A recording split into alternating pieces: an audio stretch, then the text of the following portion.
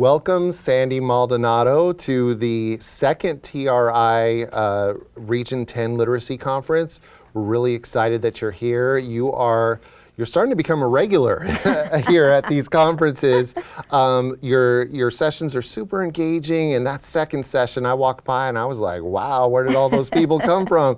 But just wanted to spend a few minutes picking your brain about, first of all, the most pressing issue for you that you feel educators face today. And then I'll ask you how your session responds or supports or addresses that pressing issue. So let's just talk first, just naming that pressing issue.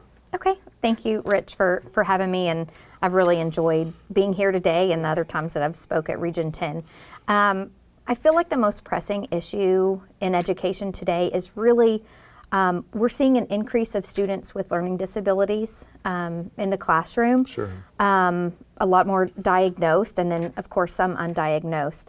I think with that increase, we're also seeing teachers not necessarily equipped to help those students be truly successful in the classroom, right? We get plans and accommodations, and we get things that we're supposed to do to help those students, but without teachers actually having the knowledge to do that and to think beyond the plan, it's hard to do that in the classroom. Yeah, well said. And this is exciting and important work that you're doing. And so in your session today, what was a central idea that y'all addressed that you feel takes on that issue and helps support teachers in their thinking?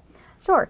In our session today, Dr. Dawson and we spoke about executive skills, literacy, and learning disabilities, and how the three are really connected. So how can a teacher take the students' executive skills or lack of executive skills, right? They're still developing. Right. And strengthen those and develop those skills for the students so that they can become successful in the literacy setting. And that applies to all classrooms, not just the ELAR classroom. It applies to all classrooms because there's reading involved in all of it.